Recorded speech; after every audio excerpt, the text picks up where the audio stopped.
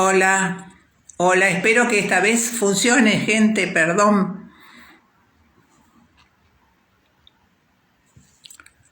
A ver si se conecta Juan.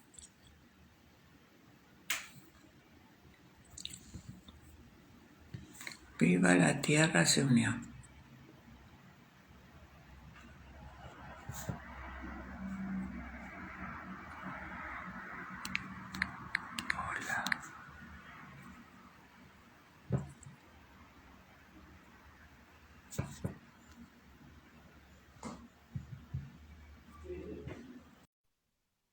Ahí te invité, Juan.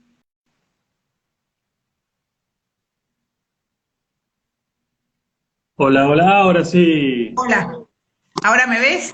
Ahora te veo perfecto, sí, sí. Muy bien. Bueno, pidamos Sí, disculpas porque teníamos sí, 50, sí, sí. 50 seguidores y ahora, bueno, se van sumando la gente. Qué bueno que son nuestros amigos. Sí, muy paciente, muy bien, muy bien. Muy Yo bueno. lo que no sé es si queda como que transmitís vos o que transmito yo. Seguramente que transmitís vos. Así que bueno, Transmito yo, así que me tengo que acordar de grabar. de grabar. Dale, después lo grabás. Claro, porque Este, mi nieto llamó al celular de mi marido y vino, me hablaba por el celular de mi marido, porque yo lo había reiniciado el mío. Bueno, listo. bueno, bárbaro. Bueno, bueno. Bueno, acá Bueno, estamos, acá la verdad. estamos. Gracias por la Este, invitación, que al final es una invitación combinada. Perfecto, ideal. Bueno, un placer tener esta charla con vos porque tenés una trayectoria increíble y la verdad que para mí es un honor estar charlando con vos. Y bueno, tenés tantos libros publicados, tanto camino recorrido, que quiero preguntarte, por ejemplo, ese paisaje litoraleño que te acompañó toda la vida, si vos cerraras los ojos, ¿qué dos o tres imágenes te vienen de algún paisaje de toda tu vida? ¿Qué árbol, qué arbusto, qué imagen te Qué viene? buena, qué buena pregunta. Desde Mendoza nos saludan. Mira, primero no es que tengo muchas cosas hechas, es que viví muchos años. Como dice mi marido, es el tiempo que pasó desde que nacimos. Entonces uno hizo cosas porque trabajé medio siglo, entonces se van acumulando las cosas. Sí, es verdad, el paisaje litoraleño a mí lo llevo siempre en mi corazón, es mi jardín interior, conjuntamente con el paisaje de Tanti Viejo, porque nosotros vivíamos en Santa Fe, pero todos los veranos los pasábamos en Tanti Viejo, muy cerca de la cascada de Tanti Viejo, y cuando yo hice hace muchísimos años un curso de control mental y había que elegir un lugar en el mundo para hacer el control mental, yo no elegí mi Santa Fe querido, sino elegí la cascada de Tante. Y esa me acompaña toda mi vida, toda mi vida. Y también el río Paraná, la laguna Setúbal, que ahora lamentablemente está desapareciendo, que no tenemos río, que tenemos bajante. Pero bueno, esos son los dos paisajes, junto con la plaza de la esquina de mi casa, la Plaza San Martín, y el jardín de mi casa. Todo eso conforma mi paisaje interior. Bueno, pero me la dejás picando porque ahora quiero saber un poco más, porque lo mencionaste y lo tomo. ¿Cómo es tu jardín interior? ¿Cómo es? ¿Es un jardín con senderos? ¿Es un jardín con muchos canteros? ¿Es un jardín que tiene alguna planta en especial? ¿Tu jardín interior, cómo lo describís? Mira, yo creo que el jardín de cada uno es el propio paraíso de cada persona que se hace en la vida. Puede estar hecho de árboles, de plantas, de flores, el jardín exterior, y el jardín interior puede estar hecho de imágenes, de poesías, de amigos, de viajes, y son esos dos jardines en conjunto que nos conforman aquella culpa original del jardín del Edén, ese mito, porque es un mito el del jardín del Edén, y nos permiten sobrellevar nuestra vida. Por eso cuando estábamos charlando el otro día, yo te dije, no me acuerdo cómo fue la frase que la pusiste de título, que aunque no Sí, nos demos cuenta, el sí. jardín es nuestra vida. Y es así. Y también es mucho más que eso, porque eso es el jardín personal. Pero si nosotros sumamos todos los jardines que tenemos nosotros, hacemos el jardín social, el jardín. El otro día con Jorge, por ejemplo, que estaba haciendo Jorge Vallacasal, por las dudas a alguien no lo conozca, es difícil, Querido. él mostraba una plaza, es un jardín, y yo me acordé y le escribí enseguida, que hace como 20 años yo una vez escribí, que la plaza es el jardín del barrio. Entonces le dije, Jorge, la plaza de Comodoro Pi es el jardín de Comodoro Pi, es de todos nosotros. Entonces, así como yo llevo un recuerdo imborrable de la Plaza San Martín de mi Santa Fe, la gente de Comodoro Pi, la de Bragado, la de San Nicolás, lleva cada uno adentro de sí esa imagen de ese jardín que compartíamos, que íbamos solos a la plaza. Yo tenía un escondite en un árbol, en un tronco, para guardar no sé qué papadita, de cuando tenía 4 años iba sola a la plaza, porque antes íbamos solos a la escuela, a todos lados. Y jugábamos con los compañeros de la escuela. Mi escuela quedaba justamente frente a la plaza. Todos los 11 de septiembre la maestra nos llevaba a plantar un árbol en homenaje a Sarmiento. Y yo me subía, ya lo saben muchos, al monumento a San Martín, y me subía al caballo y lo abrazaba a San Martín, porque yo fui bastante traviesa. Son todas esas cosas las que nos hacen conformar nuestros jardines interiores, y evidentemente que cuando hacemos un jardín material que nos acompaña en una casa, sí, si no tenemos casa, bueno, podemos hacerlo en un balcón. Yo siempre me acuerdo del pino que estaba en el jardín de mi casa de Santa Fe. Ese pino lo plantaron los compañeros de mi papá de Vialidad Nacional cuando yo nací, para que creciera conmigo. Estaba en una maceta. O sea que yo cuando nací ya tuve un compañero que fue un pino. Qué bueno estar con un compañero que te acompañe siempre, digamos, figurativamente, ¿no? Y físicamente también, porque es muy interesante ese compartir el crecimiento, Sí, ¿no? es como que me hubieran puesto esa semillita que pusieron en la Claro. maceta. ¿Qué A pino mí es? misma, porque mi papá ¿Qué, me qué lo pino? contó tantas veces cuando yo era chica, que probablemente eso haya sido una cosa importante en mi vida. Claro. ¿Qué pino es? Te preguntaba. Es un No pino. sé, no tengo idea. Yo, de mi marido sé que conoce de plantas, yo no conozco. Pero bueno, ese pino creció. Cuando yo tenía 3 años y medio, nos mudamos de una casa con la maceta a una casa con jardín, y mi papá trasplantó el pino, lo puso en la mitad del jardín. Ajá. Entonces jugábamos con el pino, venía un primo mío de Rosario, y en Navidad, siendo que nosotros somos judíos y jamás, y tampoco religiosos, pero cuando éramos chicos hacíamos pino de Navidad en ese pino. Claro, Ese claro. pino creció, y cuando vendimos esa casa, y cuando yo cumplí 20 años nos mudamos a Buenos Aires, cuando vendimos la casa, se la vendimos a una familia que dijeron y se comprometieron a cuidar el pino. Y Y, después de muchos años, te voy a decir, después de, no sé, de 40 años, le escribieron una carta y nos pidieron permiso para derribar el pino porque se estaba por caer. claro, claro. ¿Y entonces qué pasó con ese pino? Y lo tuvieron que tirar abajo. Pero bueno, Ah, pero yo no me hago la imagen del té sin pino. Mi jardín de la casa es con pino, aunque no esté. muy bien, está incorporado. Sonia, tocaste un poco el tema que te iba a preguntar más adelante, pero creo que el momento es ahora, en relación a los chicos y el vínculo con un jardín o con una plaza. Yo no voy a decir que todo tiempo pasado fue mejor, pero sí que ahora hay otras actividades que a los chicos les resultan muy tentadoras, como la computadora, los juegos, ¿no? ¿Vos crees que cómo se puede, si es que realmente sí es que hay que hacerlo, ¿no? Motivar a los chicos para cultivar un jardín, para estar cerca del jardín. Es muy fácil agarrar un control remoto y por ahí cuesta más una pala o una pinza, ¿no? Una tijera. Bueno, mira, yo creo que hay varias cosas. En primer lugar es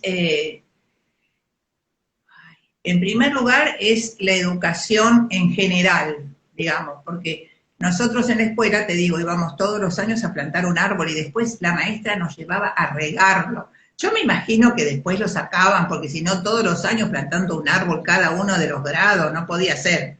Pero no importa, nosotros éramos chicos y teníamos la idea. Y también es lo que se inculca en la familia.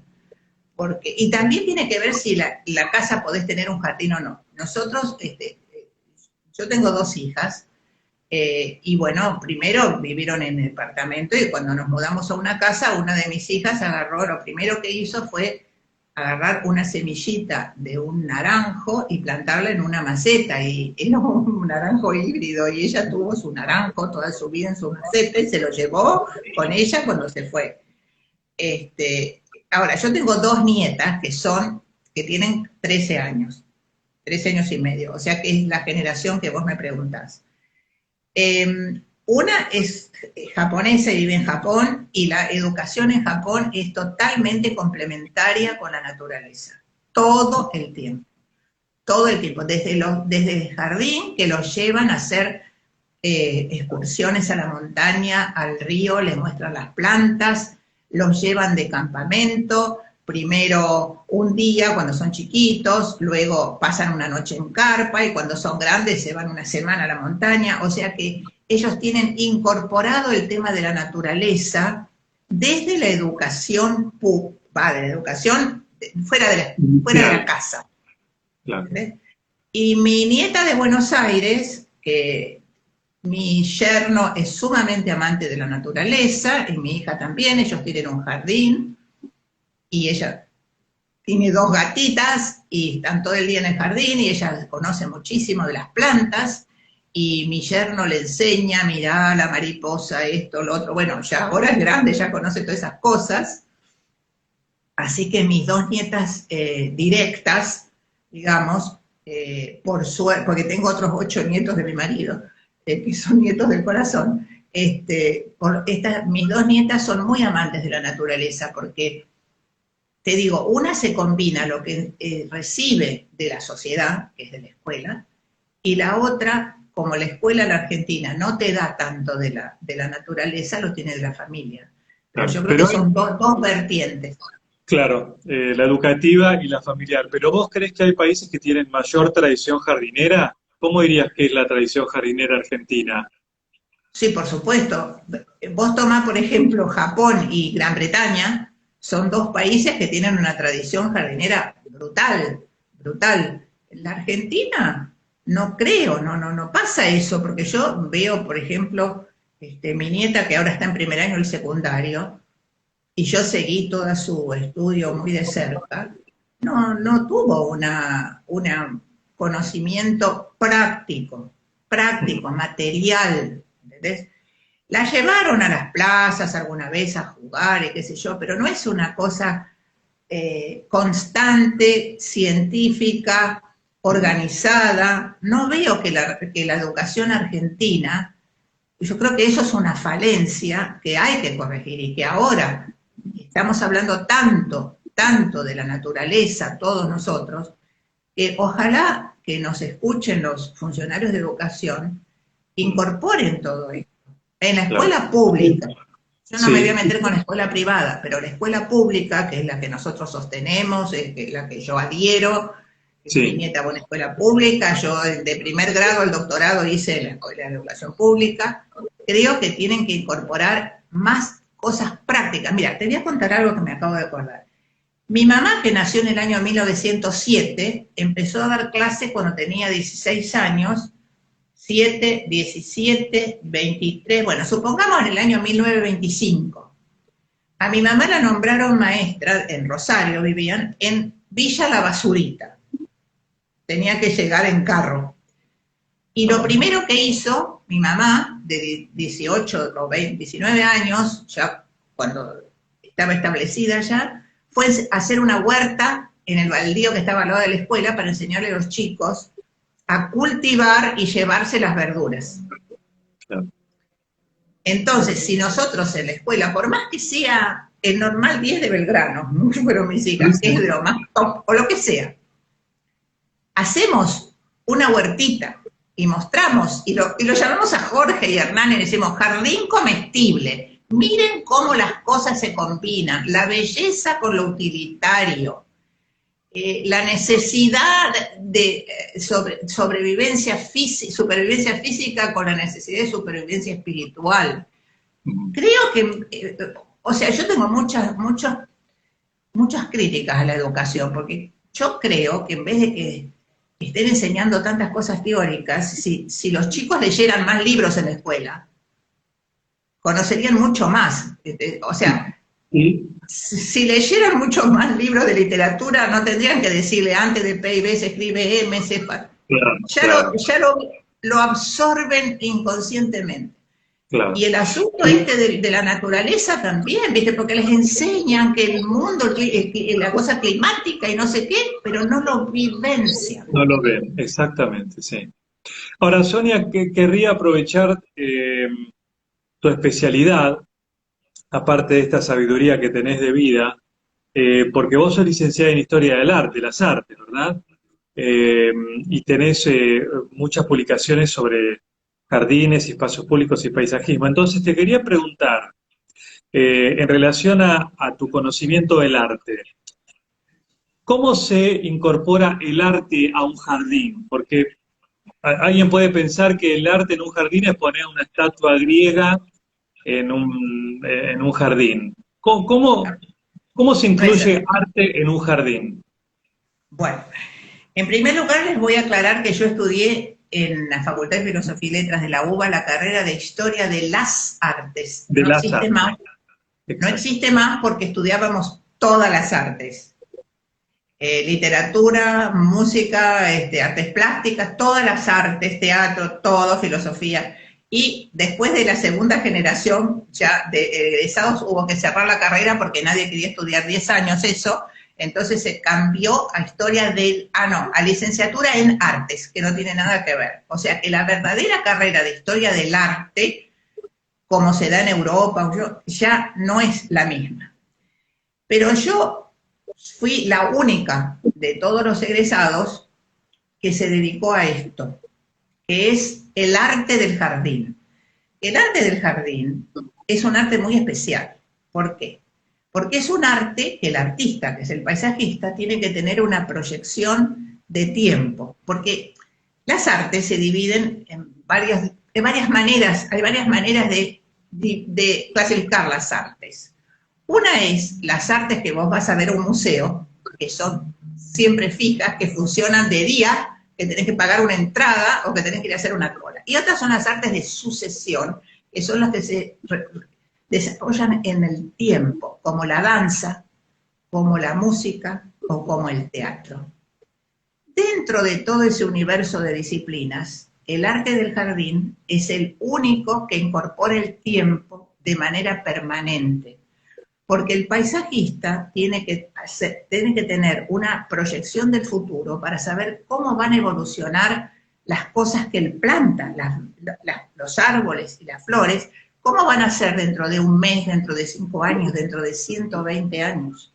Entonces el paisajista es un artista muy especial, un artista que tiene que saber que su obra se va a desarrollar, que nunca se va a terminar de completar, y que tiene que pensar cómo va a ser en el futuro. ¿Por qué nunca se va a completar? Porque es el único arte que utiliza una materia biológica, que es el verde, que cambia, que es vivo. No usa un sonido, no usa un óleo, no usa una piedra. Usa vegetales, usa la luz, usa el clima, usa el aire, usa todo lo que sucede y la gente. Y lo que nosotros, las diferentes generaciones que vamos a disfrutar y vivir de esa obra de arte de la jardinería, vamos a vivir. Porque no es lo mismo No es lo mismo el Parque de Palermo de Taís de 1898-95, cuando hacían el Corso de las Flores, que en 1940, cuando, no sé, pasaba otra cosa, o ahora, cuando se pasa a Palermo, y es totalmente diferente, porque pasaron muchas generaciones. Una generación más o menos se considera en la historia 33 años. Entonces, ¿cuántas generaciones cambiaron los usos en Palermo? Y sin embargo, Palermo sigue siendo el jardín de Buenos Aires y se va adecuando, porque se va adecuando el jardín y la gente, mutuamente con el tiempo. Y el tiempo es el elemento más importante del arte del jardín. El arte del jardín no lo estoy diciendo yo. Ya lo decía Edouard André en su libro, L'Art de Jardin, de 1870. El arte del jardín, lo decía Alphand en 1850. Nosotros somos hacedores del arte del jardín, que no tiene nada que ver con una escultura o, no sé, porque además de todo eso, tiene toda una parte técnica, una infraestructura, que es la iluminación, que es el equipamiento, que son los bancos, que son los bebederos, que es el riego, que son las fuentes, que son un montón de cosas que complementan, pero que no son lo esencial. Lo esencial es el verde. Y entonces, qué responsabilidad, ¿no? Para la hora de diseñar un espacio verde, un jardín. Eh, Es el arte más responsable. claro, porque aparte juega un papel con el medio ambiente, con la naturaleza que podemos modificar. Ahora, en ese arte, que puede ser un jardín, un pequeño cuadro, ¿no? Un espacio verde como un cuadro. eh, ¿Cómo se...? Porque, digamos, la composición uno la ve en el plano. Cuando haces el plano, haces esos trazos, unas líneas, un sendero, un cantero, las alturas, pero después ese es un cuadro que cambia, con lo cual, en realidad, la obra no la hace uno es como que pone la primera capa, el resto es una obra de la naturaleza. Tal cual, tal cual. Y te voy a decir más, es una obra de la naturaleza que requiere cierta adecuación y mantenimiento en el tiempo.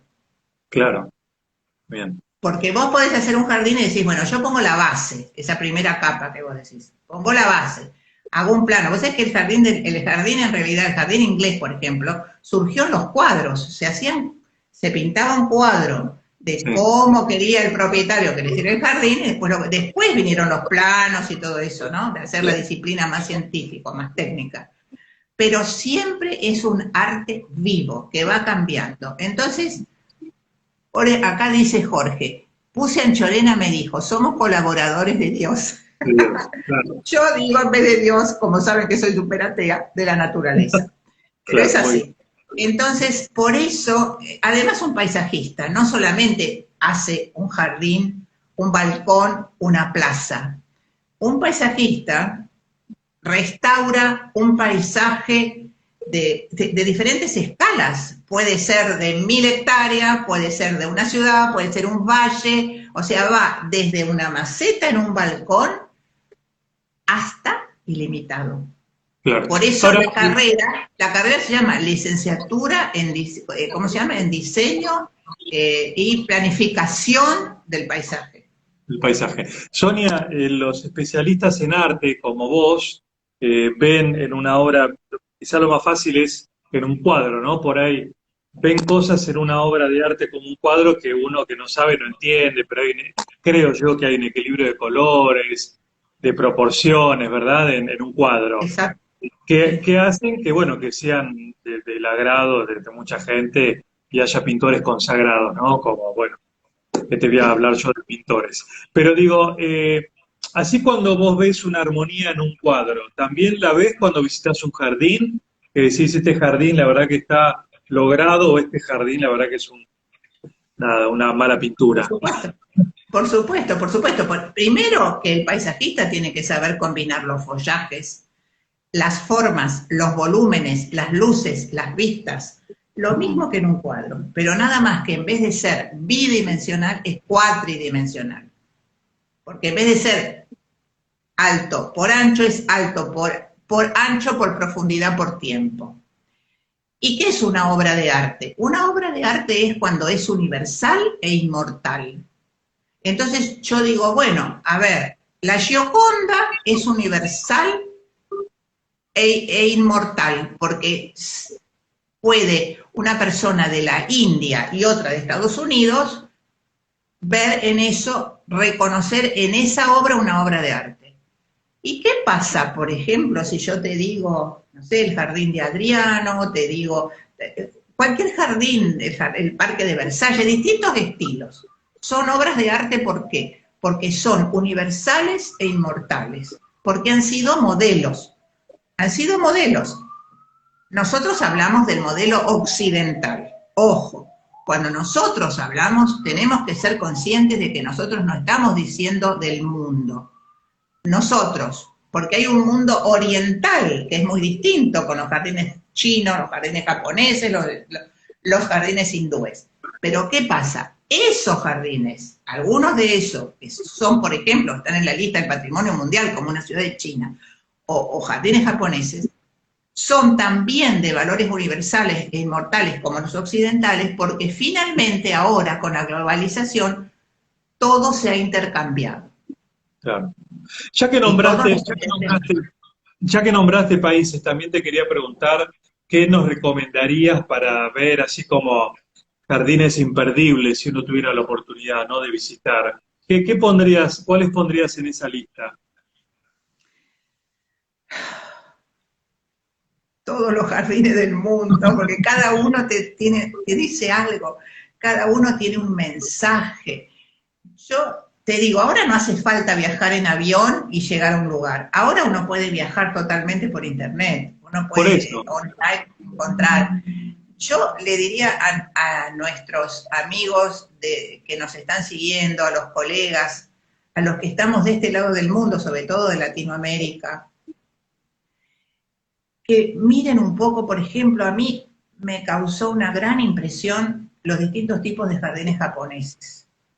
Que en realidad los jardines japoneses devienen de los jardines chinos. Claro, que incorporan la Pero, ropa, ¿no? bueno, incorporan porque son muy simbólicos. Incorporan la roca La curva. como representación de la montaña, incorporan esto, incorporan lo otro. Pero, digamos, hay jardines de varios tipos en Japón. Pero los que más me llegaron a mí son los jardines que son para reflexionar. Esos jardines que vos te sentás y a lo mejor es un jardín pequeño en un templo, pero vos sabés que desde hace 1000 años que los jardineros rastrillan las piedritas esas con el mismo dibujo, porque a mí me llamó tanto la atención que me acerqué a un jardinero en un jardín y le pregunté si ellos cambiaban el diseño de las piedritas, porque los vi haciéndolo con el rastrillo, y no me entendía, porque claro, yo le estaba incorporando un concepto De que cambio. no era un concepto occidental a uno oriental, ¿viste? Es lo mismo que cuando uno ve un video de un perro que abraza, porque uno proyecta en los animales las cosas propias. Entonces uno proyecta también en los jardines, en las obras de arte, las cosas propias. Yo digo, miren todo, lo que es los jardines ingleses, los italianos, todos los franceses, todos los jardines del mundo, todos los jardines del mundo. Ahora hay tantas cosas para ver online. No hay Bueno, que centrarse en... vamos al capítulo que también vos me vas llevando. En realidad, vos llevas la entrevista de alguna manera, la charla. Bueno, yo te invité, acordate. Por eso, sí, genial. Vamos al capítulo del jardín argentino, a ver si vamos encontrando con distintas charlas cómo sería un jardín argentino, si está gestando, si ya se gestó, si es una mezcla de naciones como el argentino mismo. Bueno, antes acá quiero leer algo que escribió Karina, que me parece fundamental, que es el jardín de Monet, Claro, que esperó, como dice Karina, esperó 10 años a que el jardín tuviera una imagen que él se había hecho antes para poder pintarlo. Entonces, y después dijo, no voy a pintar nada más que este jardín porque ya con esto es suficiente en la vida. Porque ese jardín es el jardín interior y el jardín exterior de Monet. Ahora, el jardín argentino. Nosotros, yo creo que somos una mezcla, por suerte, que hemos venido de tantos lados del mundo, tanto en Argentina como en Chile, como acá en Uruguay, como en Brasil, como en toda Latinoamérica, ¿no? ¿Qué es argentino? ¿Qué es decir? Es el jardín de la estancia anterior a Taís, es el jardín de las estancias de Courtois, es el jardín de quién, es el jardín, digamos, hay una división, no sé si división, hay un paso entre el espacio público español y la interioridad de las casas, de acuerdo al urbanismo español, que era el espacio público sin verde, con piso duro, como era la Plaza de Mayo en su origen cuando se fundó, o todas las plazas de Buenos Aires, al estilo de lo que hoy podría ser, para que la gente se haga una idea, la Plaza Mayor de Madrid. Y el jardín, como venía de la tradición árabe, hispanoárabe, estaba dentro de la casa. Era el jardín que estaba en el patio central y era la quinta que estaba con los frutales y el huerto que estaban en los patios posteriores. Eso duró más o menos hasta 1880 en la Argentina y acá en todos lados. Entonces, el cono sur, América del Sur. ¿Qué pasó? Vino esa gran influencia francesa del espacio público con verde, que empezó en la mitad del siglo XIX, cuando hicieron los grandes trabajos de París, y eso fue el modelo que se siguió en todos lados del mundo, menos del mundo occidental, digamos. Entonces ahí cambiamos, entonces ahí dijimos, bueno, el espacio público tiene que tener verde, y el espacio privado también tiene que tener verde. Entonces, en vez del patio, en vez del patio con macetas, y esos tres patios, ahora cambió el planteo de la vivienda, y la vivienda se devino más funcional. Entonces, se puso toda la parte de vivienda adelante de la casa y se dejó el fondo para hacer un jardín, o también un jardín delantero, dependiendo de cómo eran las urbanizaciones que se vendían. Entonces eso cambió totalmente, empezaron a venir todos los franceses y todos los otros europeos que no eran franceses, pero que seguían el estilo francés, del estilo mixto del jardín. Esto quiere decir francés más inglés, o sea, el francés rígido y el inglés con las curvas, suelto. Y trajeron ese estilo mixto que se desarrolló por todo Occidente. En la Argentina especialmente, y Jorge lo puede decir, en las estancias, aún las que hizo Taís y todo, fue un poco más el inglés que el francés, porque todos los dueños de estancias eran mucho más anglófilos que francófilos. Entonces sí, se hacían esos enormes jardines alrededor de la casa, del casco principal, en estilo, muy cerca en estilo francés y con una entrada de un camino, avenida, con 2 o 4 filas de árboles y demás, pero el resto era lo que se llama también un jardín apaisado. El jardín de las sorpresas, ese es el jardín inglés, que vos vas caminando y no sabes lo que te espera después, porque el jardín inglés imita la naturaleza al máximo, la duplica. En cambio, el jardín francés, perdón, lo que hace es dominar la naturaleza. Por eso en Versalles, por ejemplo, que es el modelo, digamos, ya el modelo exterior e interior de todas las personas, lo que es un jardín francés, por eso Luis XIV escribió un libro, La manière de montrer les jardins de Versalles. Vos tenías, para conocer el jardín de Versalles, que yo también lo hice, tenés que agarrar el libro que escribió Luis XIV y decir, caminás y tiene sus lugares de puntos de vista. Vos caminás y decís, acá mirar a la derecha, ahí tengo una fuente, acá se cruza el camino, acá. ¿Por qué era? Porque venía de la filosofía, o sea, el jardín deviene de la filosofía como todas las artes. Entonces, a la filosofía de Locke, de Hume, de Inglaterra, devino la filosofía de Descartes, lo cartesiano, lo duro, lo matemático. Entonces, bueno, en las estancias argentinas se hacía toda esa partecita del jardín francés, pero más allá se hizo todo inglés. Y bueno, así somos, una mezcla. Sí. Yo creo que nosotros tenemos un tesoro de patrimonio tan enorme que no podemos decir, no me gusta este estilo porque era estilo colonial. ¿Qué colonial ni colonial? Antes era colonial español, ahora colonial francés, colonial. Nosotros tenemos que mantener lo que nosotros hemos heredado. Y en todas las plazas nuevas, porque tenemos lugar para hacer millones de cosas si quisiéramos, si los funcionarios quisieran, podrían encontrar muchas hectáreas para hacer en las ciudades, para hacer jardines nuevos, y hacer los jardines modernos, los jardines actuales, los jardines contemporáneos, los jardines comestibles, todas las cosas que se pueden hacer, manteniendo lo otro. ¿Por qué? Porque nosotros no nos podemos dar el lujo de derribar un árbol, de perder 1 metro cuadrado de verde, porque así como la pandemia nos mostró que estamos tan alejados de la naturaleza, así tenemos que ser conscientes de que en la ciudad necesitamos mucho más verde de lo que tenemos, 3 veces más verde de lo que tenemos.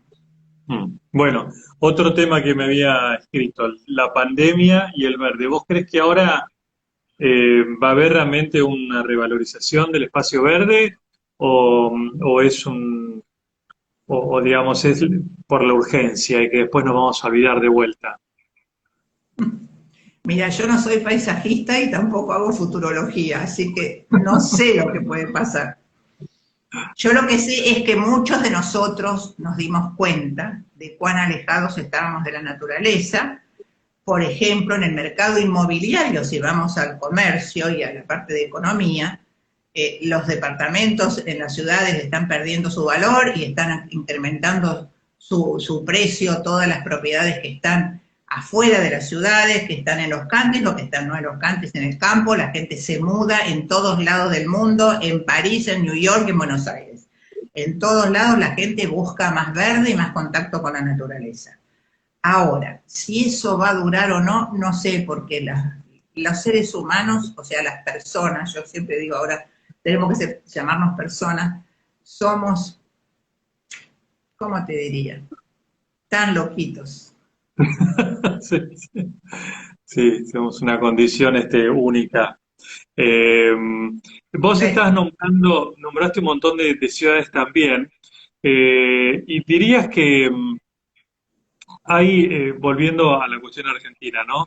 Eh, Hay como una revalorización también de la flora nativa, viste que se está trabajando mucho para incorporar y para conocer cuál es una planta nativa, autóctona o regional de las que han venido otros continentes. ¿Dónde te paras vos en este, no diría debate, pero digamos, en esta nueva incorporación de flora nativa con lo que ya tenemos acá incorporado? Vos querés decir que tenemos un dilema de acción, pero no. Ah, Yo, exactamente. yo, soy, una, yo soy una persona que seguramente por la edad busco, siempre trato, porque es lo más difícil, de encontrar un equilibrio. Entonces, lo que necesita la naturaleza y nosotros, las personas, es diversidad.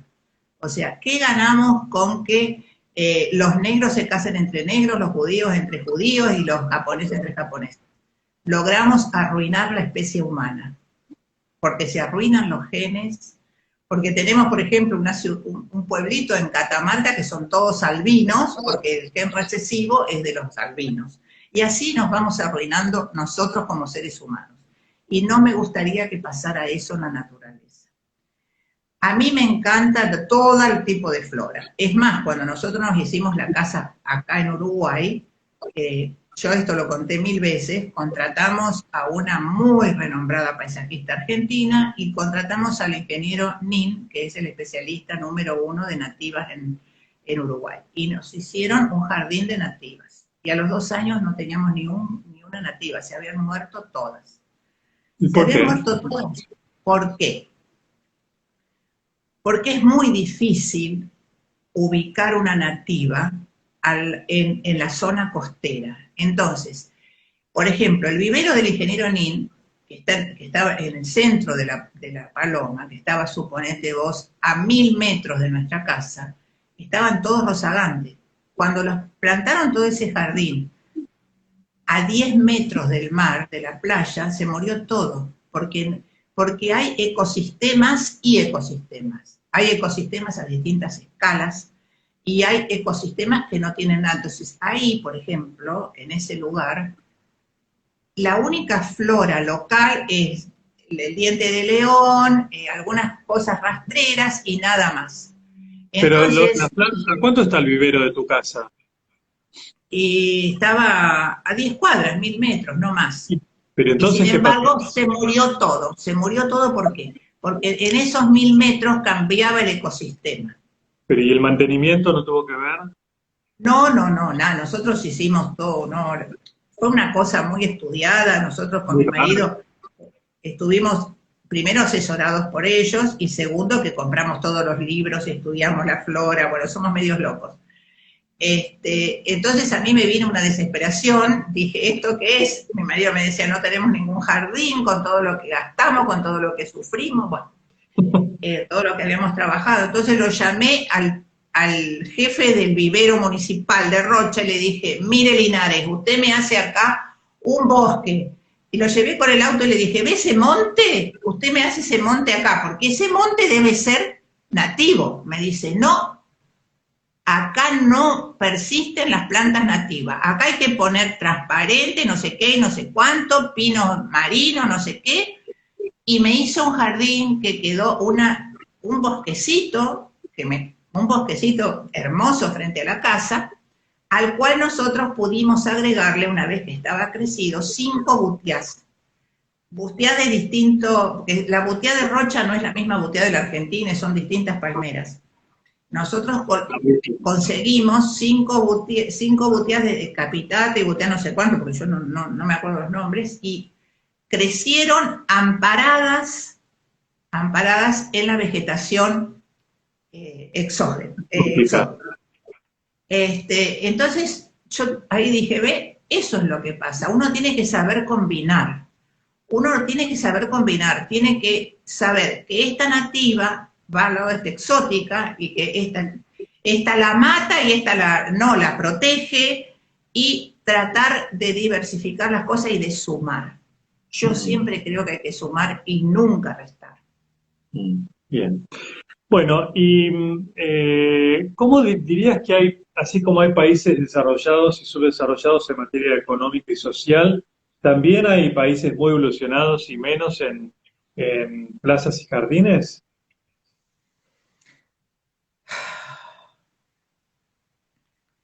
Mira, depende de lo que nosotros llamemos por evolucionado.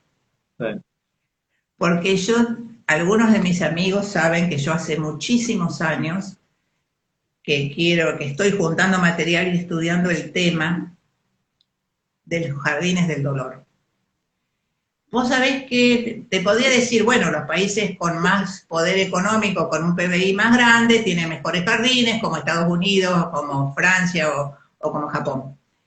Y tienen una mejor relación con la naturaleza y demás. Pero, si yo te cuento que, por ejemplo, en las trincheras de la primera... Ah, voy a prender la luz yo también. Que en las trincheras de la Primera Guerra Mundial, los soldados estuvieron tanto tiempo ahí que plantaron no solamente plantas para comer, porque no tenían mucha comida, sino también plantas de belleza, para estar acompañados. O, por ejemplo, la gente que estuvo en los campos de concentración y lograba encontrar una semillita, la plantaba. En todos lados del mundo, el ser humano quiere tener su jardín, no sé si llamarlo jardín, quiere tener su verde. Por ejemplo, en Estados Unidos, en la Segunda Guerra, a todos los japoneses ciudadanos norteamericanos, los llevaron a campos de concentración en el desierto. Les hicieron campos de concentración y llevaron a todas las familias japonesas al desierto. Entre esos japoneses estaban los 10 o 20 mejores paisajistas y jardineros de todo Estados Unidos. O sea, fue lo peor que le podían haber hecho porque el japonés no puede vivir sin jardín, no puede sobrevivir. ¿Qué hicieron ellos?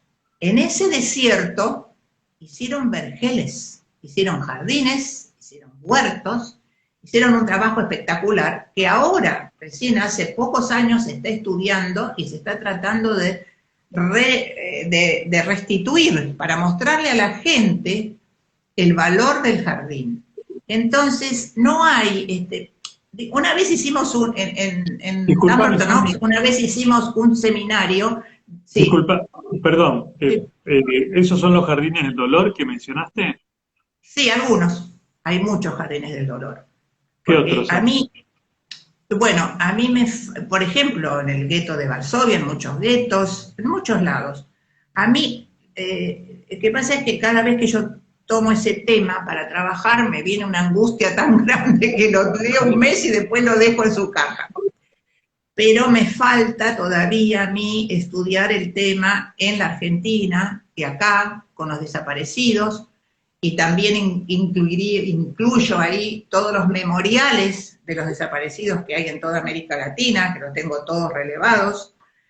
Bueno, es un tema muy amplio, y también están los jardines, no los del dolor solamente, sino los jardines sanadores. Aquellos jardines que, por ejemplo, se hacen en los hospitales. Por ejemplo, la Plaza España es lo que resta del Parque de la Convalecencia que hizo Eugène Courtois con los locos, entre comillas, que estaban allí y que la gente iba y se reía cuando los veía plantar y hacer el jardín. O, por ejemplo, las chicas de horticultura que enseñaron a los chicos down de un asilo a hacer jardines. O sea, son jardines sanadores. No son jardines, son en cierto sentido jardines del dolor, pero son jardines sanadores. Y volviendo a lo que decíamos antes, habíamos hecho un seminario una vez en Dumbarton sobre los jardines de Latinoamérica y vino una investigadora del Caribe y nos mostró en varias poblaciones del Caribe, gente sumamente pobre, pero que todas tenían un jardincito hecho con latas de querosene adentro, plantado una plantita o lo que sea. O sea, todo el mundo en una villa miseria, vos vas a ir y la gente tiene plantas, plantita, aunque sea la macetita del balcón, porque no podemos vivir, no podemos sobrevivir sin el verde. Qué interesante, ¿no? Claro, esa situación límite que mencionabas de gente que a lo mejor tenía la compañía de una planta en una trinchera o en una cárcel. Claro. Volviendo a tu conocimiento en el arte, viste que a veces se habla mucho de buscar en una obra de arte una inspiración para un jardín. Desde un cuadro hasta a lo mejor una figura geométrica.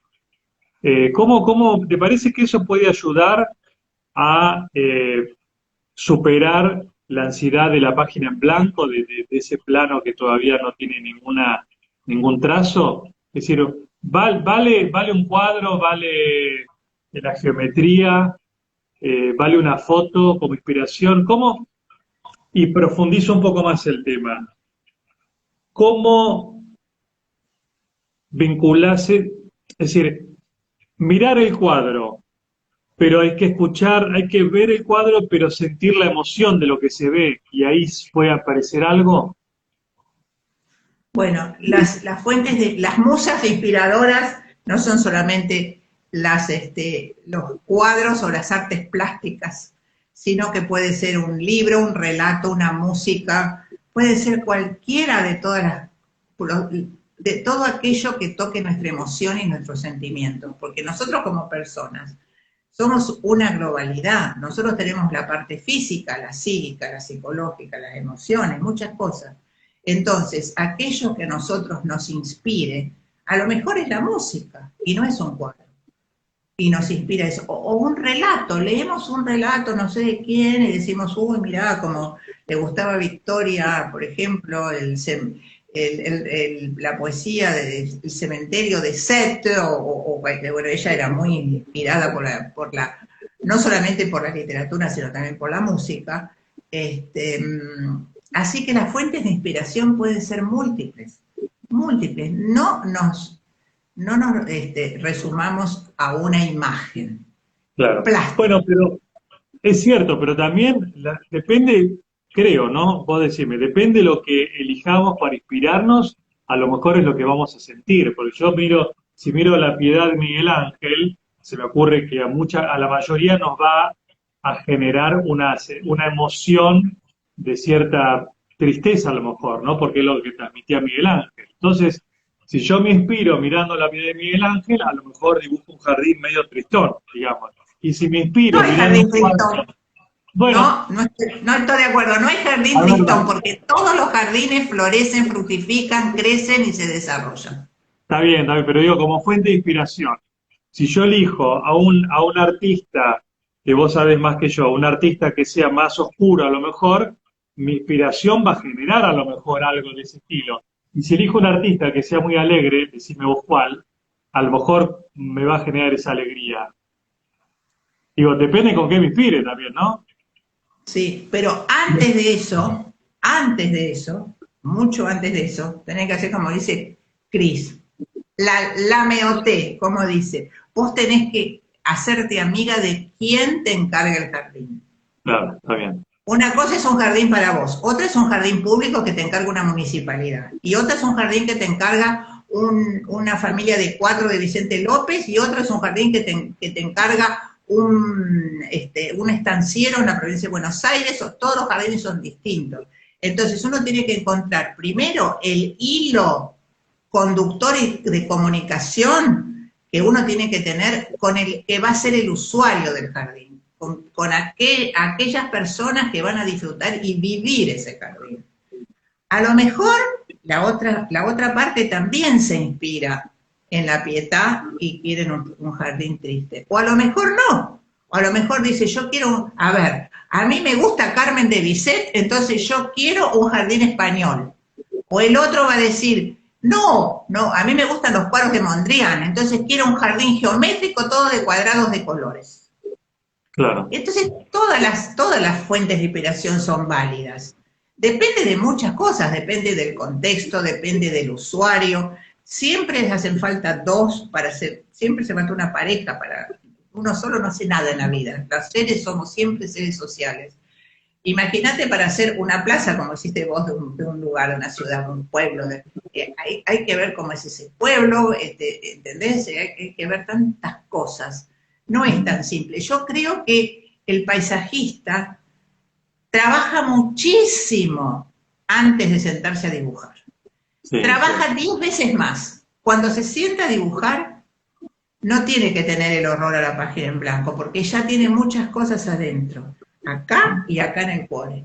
Entonces enseguida va a decir, a ver, yo acá tengo que hacer un paseíto para los novios en una plaza de pueblo, porque en ese pueblo los novios van de paseo y tengo que hacer un lugar para juegos de chicos muy grande, porque en ese lugar hay muchos chicos. Esta familia es un matrimonio con 8 chicos y los chicos tienen que jugar al fútbol. ¿Cómo hago para en una cancha de fútbol poner plan? Todo es variable, tan variable como la naturaleza. Muy bien. Bueno, Sonia, me quedaría horas hablando, pero bueno, tenemos Yo también, Juan, pero tenemos un sí. límite y ahora necesito que Jorge me escriba ahí urgentemente cómo se hacía para grabar, porque no me acuerdo. Bueno, ahora, mira, cuando cortes, y tenemos que terminar antes de la hora, yo ahora como arrancaste vos, no sé cuánto llevamos. Y yo creo que ya pronto va a ser los 60 minutos. No sé Está cuándo bien, entonces empezamos, pero más o menos. vamos a despedir a los que nos siguieron, agradeciéndoles que hayan estado. Y me gustaría, bueno, obviamente, Sonia, un placer. Igual. Puedo decir que te entrevisté, que es un orgullo. Al Este, contrario, yo digo, me entrevistó Juan Micheli, por no, favor. no, por favor, no, para nada, para nada. Pero me gustaría cerrar con algún recuerdo de algún jardín, que te emocionó, que te gustaría volver a caminar, dónde está ese jardín, con quién estabas. Mira, me gustaría volver a ver el jardín de mi infancia con el pino, pero no existe. Me gustaría volver a ver mi jardín de La Pampa o de Colegiales, mis casas de Buenos Aires con sus magnolias. Me gustaría volver a mi jardín de La Paloma, me gustaría volver a Tanti, me gustaría volver al Regatas de Santa Fe y ver pasar el río, ir a la isla. Pero no importa, los tengo todos en mi corazón. Son todos tu jardín interior. Qué Son lindo. todos mis jardines interiores, sí. Bueno, bueno. Te Bueno, te agradezco agradezco. tanto, Juan. No, yo a vos, te agradezco muchísimo porque ha sido una conversación deliciosa y les agradezco a todos los amigos que nos siguen. Bueno, a todos, muchas gracias, que tengan lindo sábado, lindo domingo, que sigan todos bien y tengamos cerca una planta que nos va a ir mejor, que nos ayuda, Totalmente, nos acompañan, como tu pino, que está con como vos. mi querido Un Pino. beso enorme, un Chao beso a enorme, todos. Sonia, gracias, Chao. gracias a todos, hasta la próxima, Cuídense. Chao. cuídense, chao.